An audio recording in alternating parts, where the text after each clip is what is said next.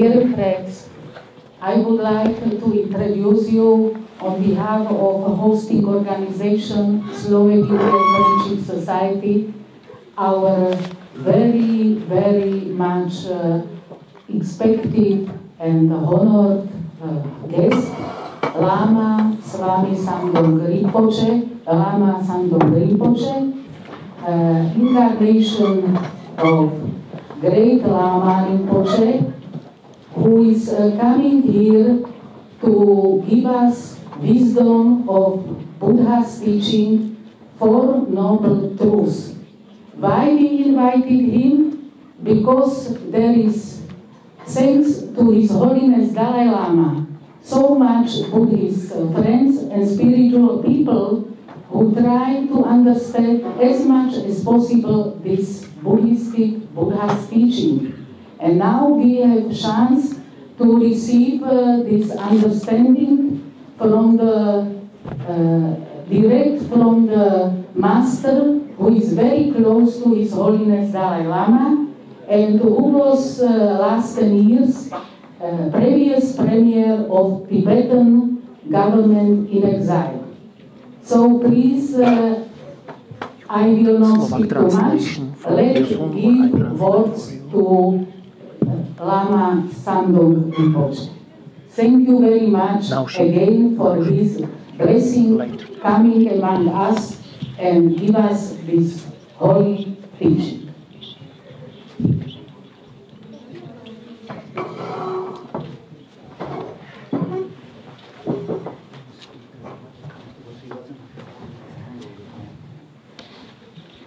Maybe I would like to introduce also Jaromir Kozak, our also great honorable guest and speaker, who will speak also today.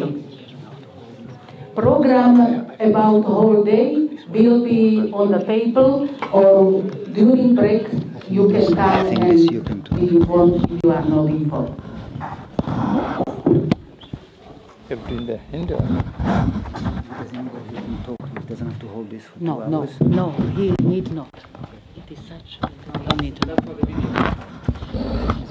Oh, I think.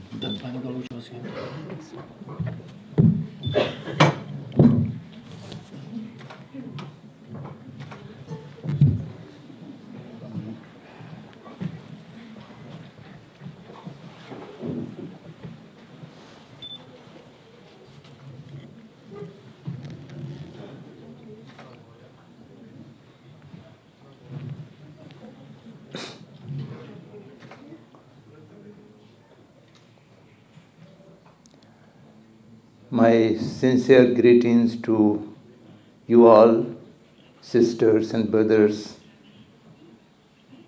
I am so happy and also a bit surprised to be here with you this morning.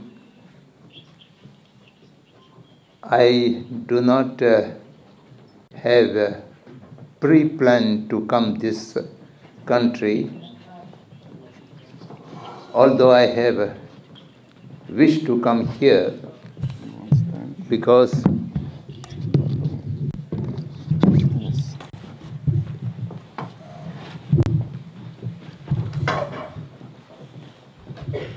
I visited most of the European countries, but I have never been in Slovak, although I have several times visited Czech Republic. Just 2 months before, we have a correspondence that I should come during my this November visit to Germany and Spain. I mentioned my friends that 2 days is very short for coming all the way, and it may not be beneficial to you just my visit of 2 days. But they responded that even 2 days I must come.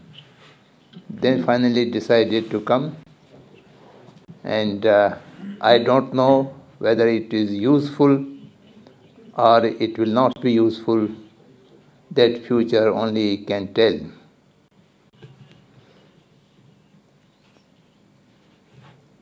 to talk with you about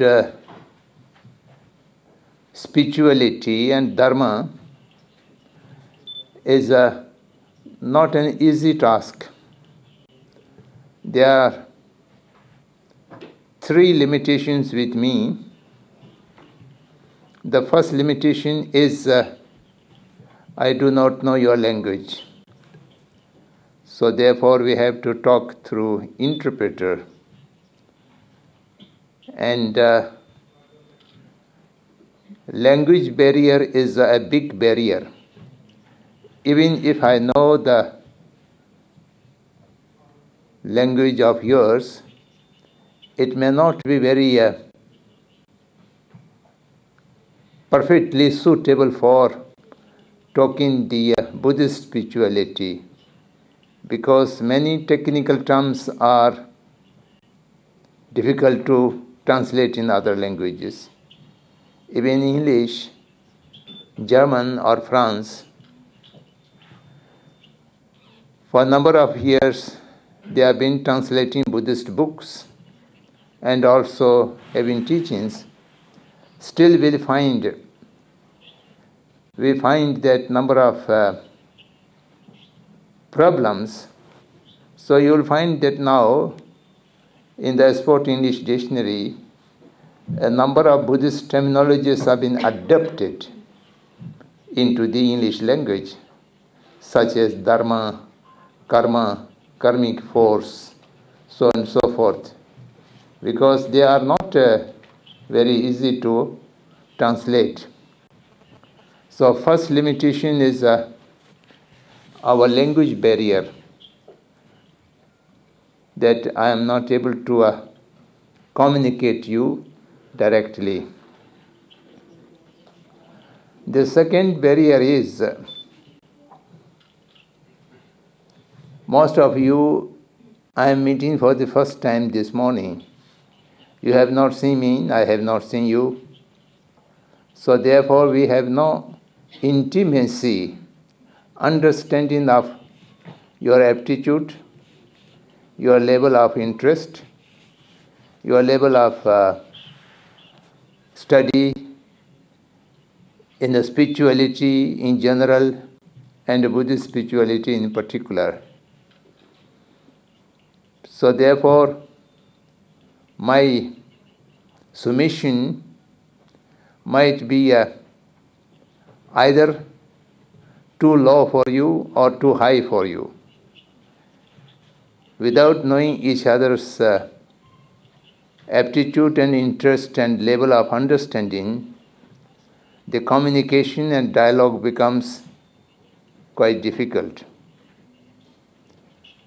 Therefore, I beg your forgiveness if I am talking something which is you already know, or something which is not understandable to you. You can interrupt me and ask me for clarification. So please be tolerant with my submissions. And the third barrier is the time schedule and the subject. The subject about Four Noble Truth, which is to be discussed in 2 hours section, is also not so easy task. Because the Buddhist literature is the largest literature among all the religious and spiritual traditions in this world. Buddhism is not like any other religion or spiritual tradition that few basic textbooks can be studied and then understood.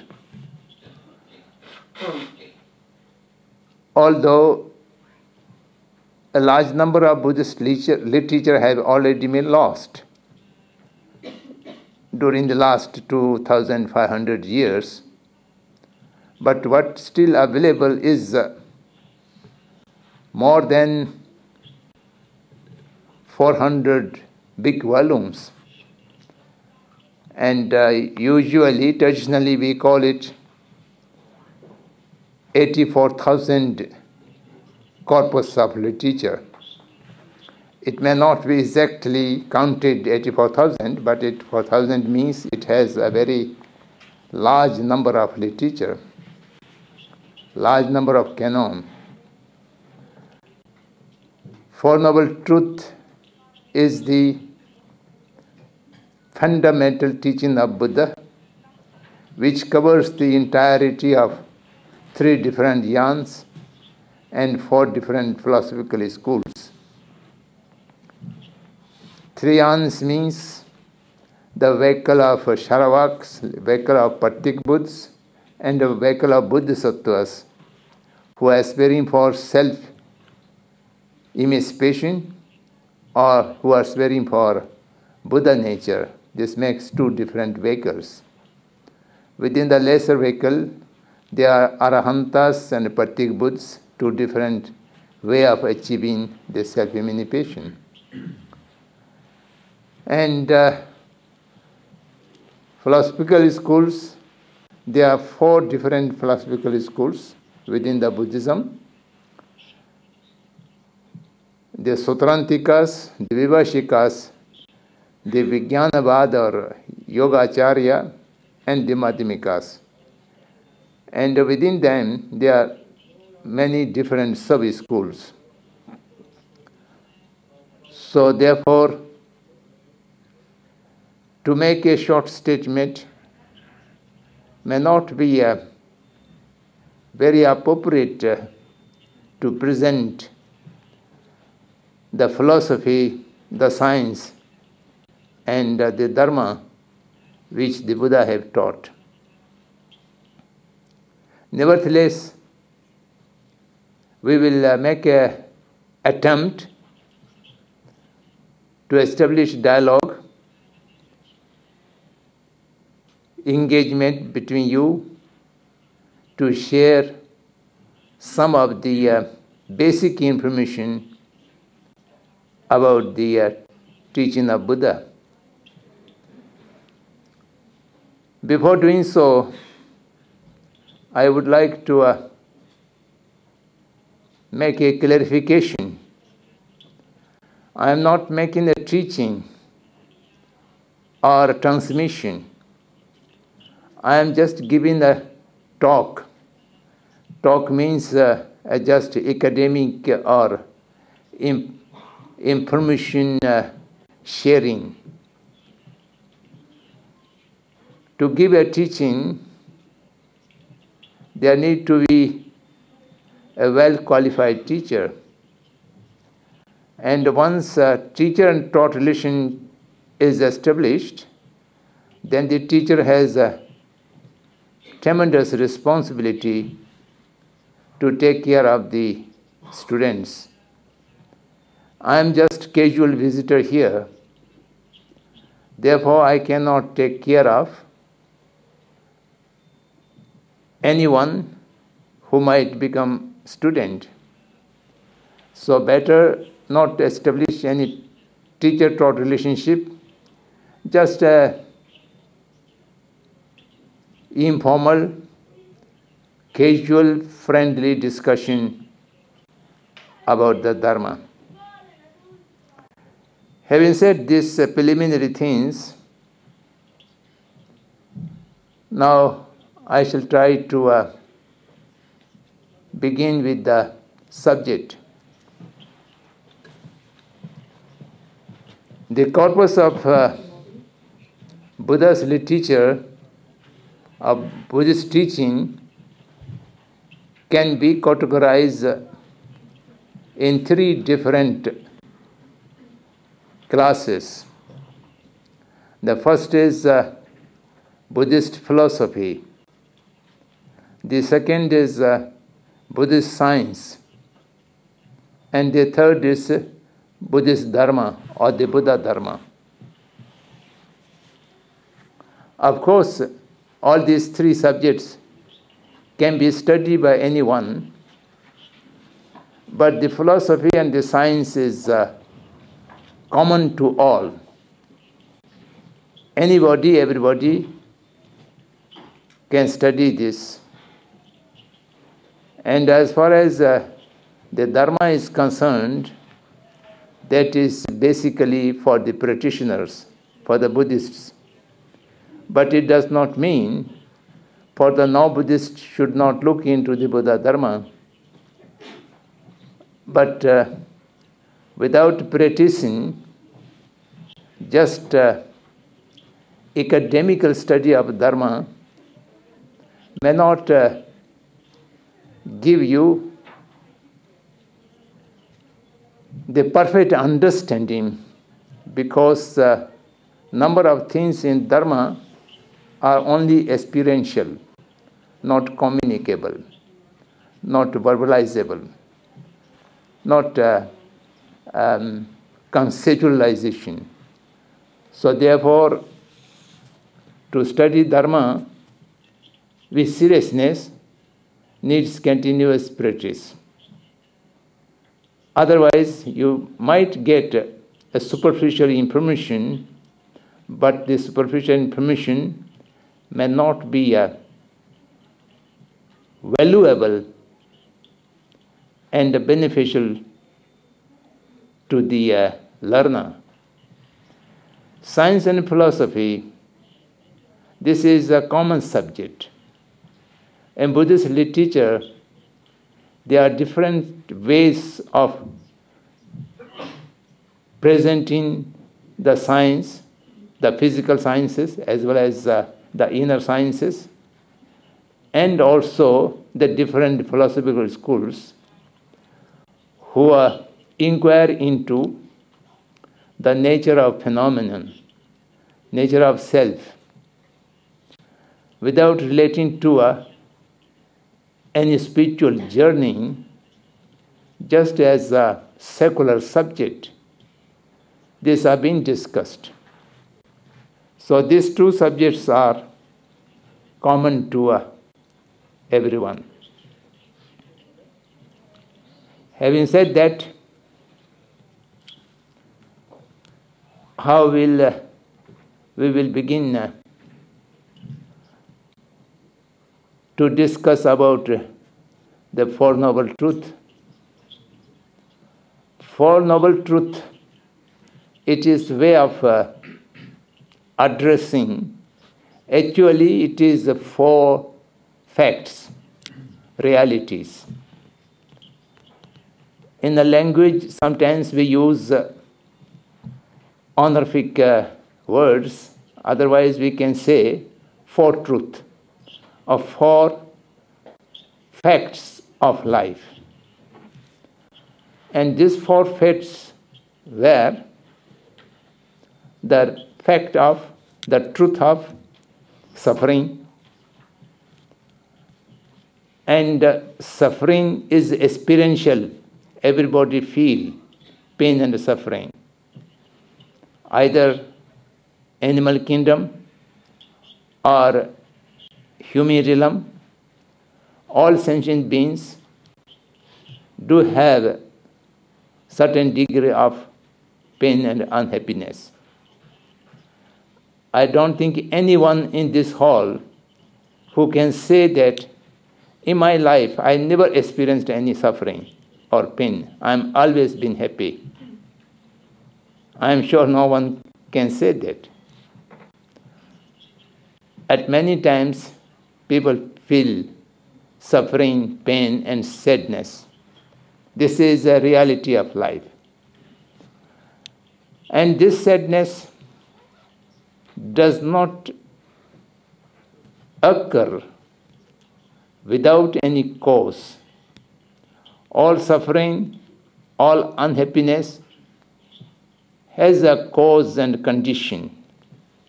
Due to cause and condition, the unhappiness and suffering comes. So this is one sect of causality, the cause and effect. We have cause of unhappiness and suffering. Due to that cause, we are experiencing unhappiness and pain and suffering. It's a fact of life. Everybody knows it. Now question comes, whether this suffering can be eradicated altogether, put an end once for all, or we have to bear with suffering without any remedy to it. Buddha found that suffering can be eradicated completely if you eradicate the root cause of suffering. And the root cause of suffering is not a authentic mind. It is an illusion and a deluded mind. Therefore, it can be completely eradicated. Thus, the cessation of suffering is achievable. That is also a matter of fact. And for that, how you achieve it, there is a path, there is a way through which you can achieve the cessation of suffering by eradicating the cause of suffering. So, the truth of path and truth of cessation of suffering, these two set of causality is also a fact. So this four fact is a very simple experience of life. So that's how Buddha have taught this four truths as he has perceived at the time of achievement of enlightenment at Bodh Gaya.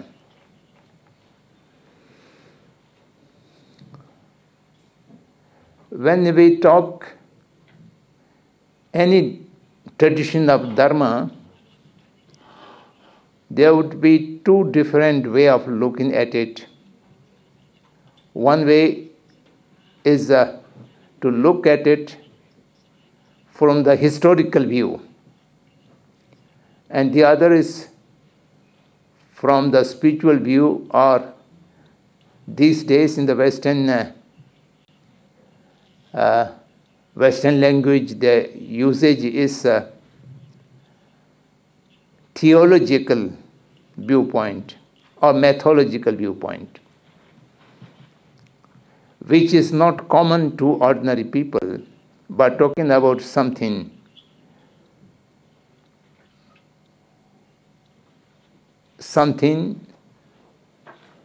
supernormality. We need not talk about the theological or methodological issues of Buddha Dharma. Today we only discuss on the basis of historical viewpoint. From the historical viewpoint, 2,600 years ago, 2,600 some more years ago, a person was born in the northern part of Aryavart. At that time, there was no India, there was no Nepal. The whole continent was called Jambudvip or Aryavart. And its northern part, a prince was born, and he was named as Siddhartha. The astrologers have predicted the father of the Siddhartha, the king Shuddhadan of the Shakya Republic in the Kapilvastu. Kapilvastu was his capital, and his kingdom is called Shakya Kingdom, Shakya Republic, a kind of semi-democratic system at that time. The Shuddhadan was told that your boy could return into the palace, he will become a super king, king of kings. In India, expression is we call Chakravartin Raja. Chakravartin Raja means the king of all kings, an emperor, so to speak. But there's more chance he may renounce the world and become a ascet, become a sage. And in that case, he will attain the enlightenment. Shuddhadan was very keen to make his son a king emperor. So therefore, he tried to give all kind of worldly pleasure to the young Siddhartha. And he have ordered to all the attendances and the people working around the palace not to show anything suffering. A nature of suffering and pain should not be visible to the Siddhartha. All the old age people, sick persons, dead bodies are not allowed to visible around the palace. Then Siddhartha was there, not knowing anything about misfortune or unhappiness. Everything seems to be perfectly okay. And one day, when he was age 29,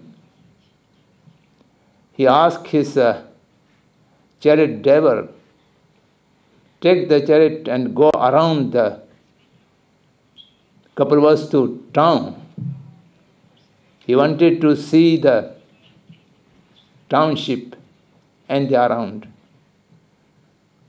And in the process of moving the town, a very old person, unable to move properly, depending on a stick, and very weak, and tried to move ahead with tumbling body. And Siddhartha was astonished, asked his driver, who is this? What happened to him? The chariot driver said, Your Highness, he is an old person. He attained above 80 years of age, and his body become weak, old, and therefore he is unable to